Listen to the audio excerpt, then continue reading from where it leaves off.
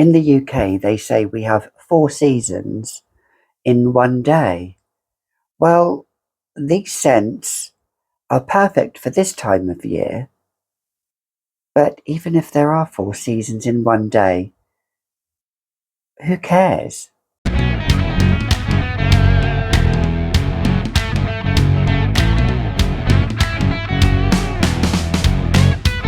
Hi, I'm Gabby and welcome back to another edition of The Fragrantician, where here on this channel I talk about perfumes and scents and I give a different, edgy vibe here.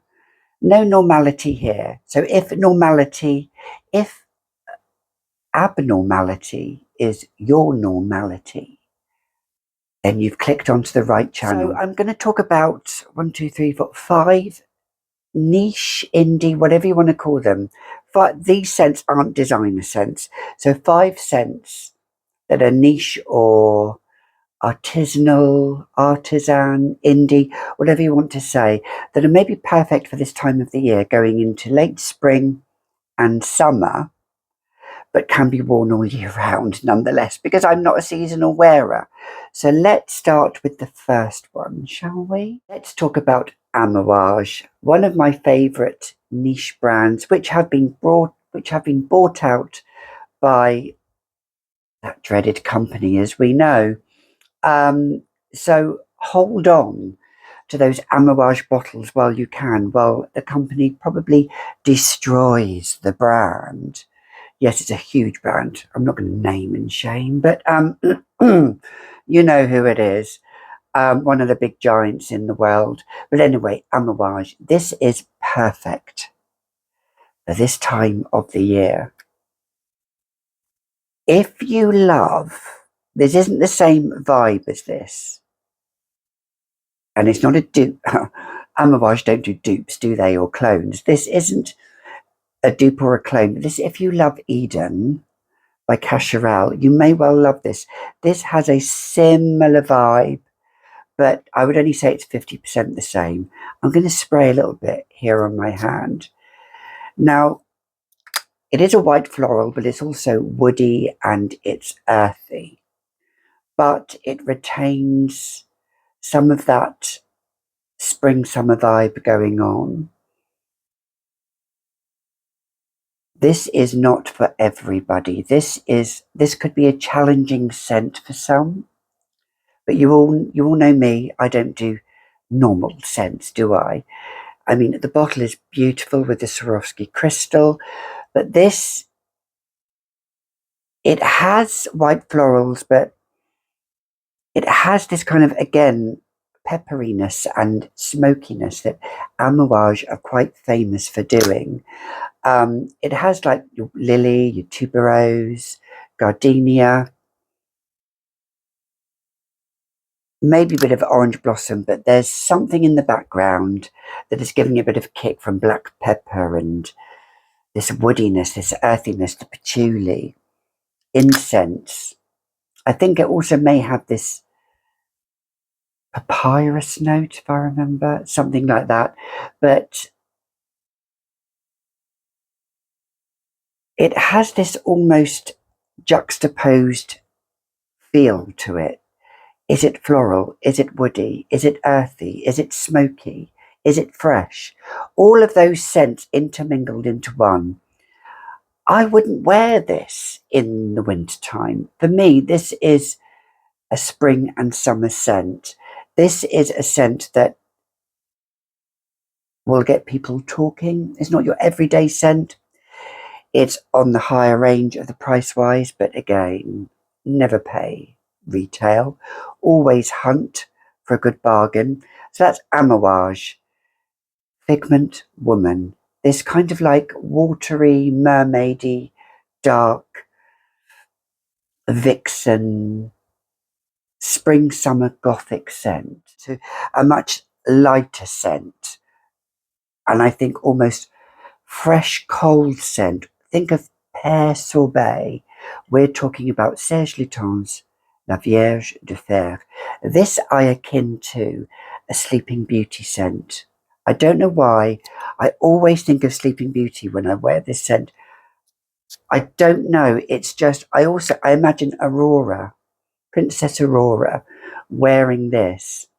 It has an ornate feel to it. It is almost metallic and icy, but fresh. Again, I wouldn't wear this in the winter. I wouldn't gravitate towards it in the winter. I'd gravitate it towards this time of the year going into summer. But it's a lovely ice cold pear sorbet with some almost pear pear syrup drizzled over it. It's lily and pears. It's got the note of lily, but it's quintessentially a pear. The pear is there. The pear is there. And I haven't done a big dent, so I'm going to wear this a lot this time of the year. And you know, I have a big love of Serge Lutens fragrance, La Vierge de Fer. Beautiful, stunning, quite good longevity as well on that. And on the previous one, well, Amouage fragrances, you know, 9 times out of 10, they are bombs. So's this for a fresh scent. Moving on. Now, this next one may not be a niche to somebody, but you can't really get this kind of scent anywhere and everywhere. And that's what I really classify niche fragrances as.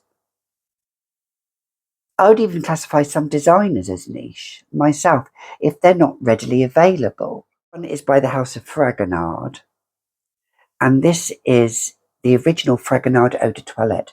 This is akin, again, to another Cacheral scent, an A&A or Anais Anais, but I love wearing this. This is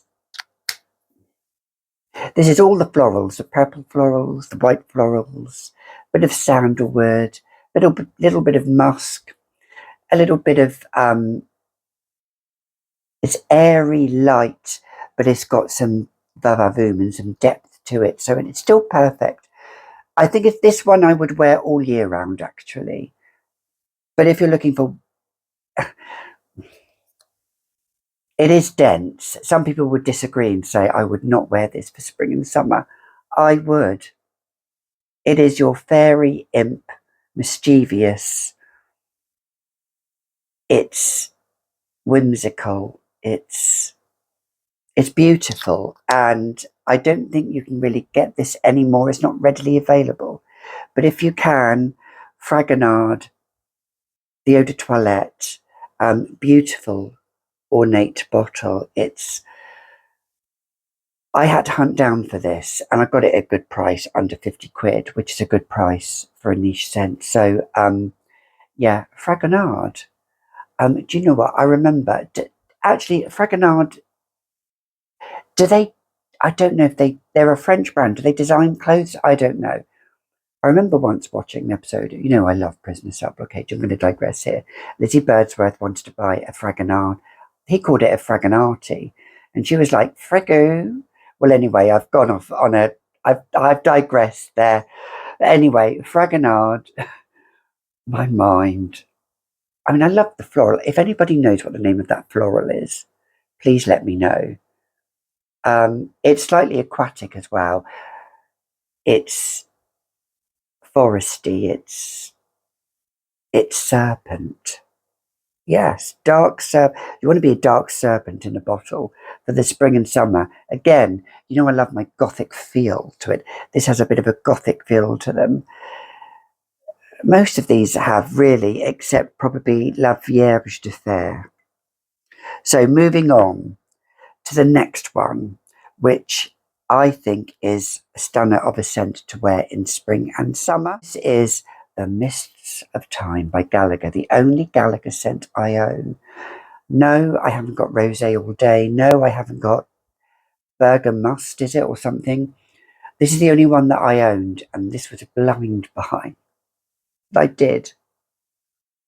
And it could have been an unsuccessful blind buy, but it's heavy, this bottle. And it has this almost, the notes are easy because it's orange, it's mandarin, blackcurrant, patchouli, birch, and it has these mineral notes that gives this stone-like feel to it, pebble-like feel. It's like pebbles at the beach with crushed mandarins oozing out, and you're eating gelatos, these candied orange gelatos by the beach. Or you could ideally be just by a lake. And in Southampton, we have I try to call it Swan Lake. There are swans there. In Southampton, we have a lake called River Park, I think it is, near to where my dad lives. And there's these lovely weeping willow trees along the river, and swans going by. Picture it.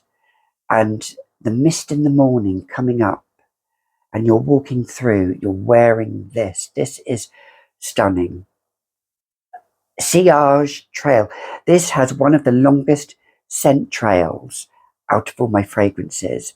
It doesn't last, it lasts about 5 or 6 hours on my skin, but the scent trail, the Serge on this is astonishing.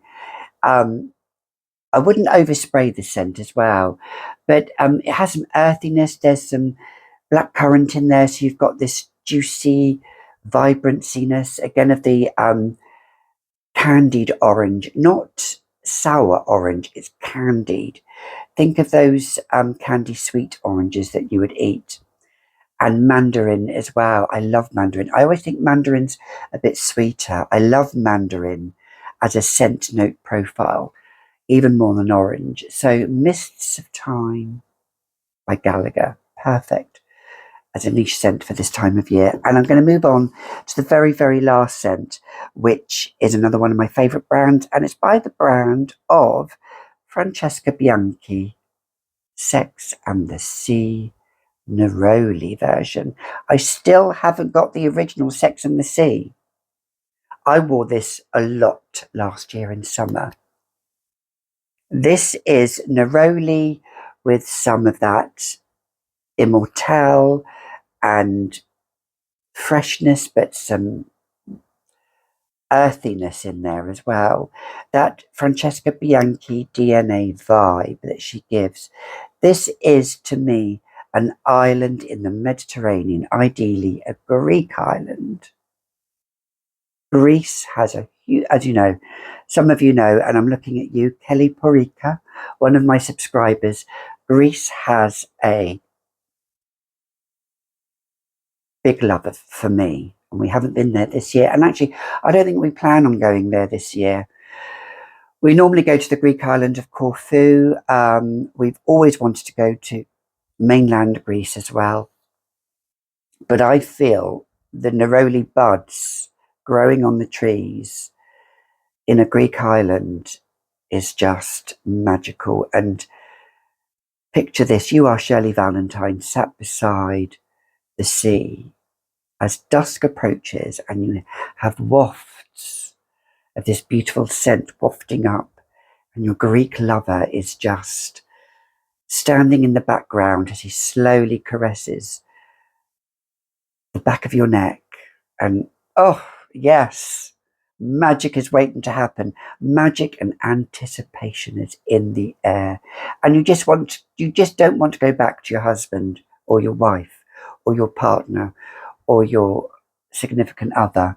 You just want to be wearing Sex and the Sea and having sex by the sea. And yeah, did the earth move for you? You know, yeah, maybe it didn't.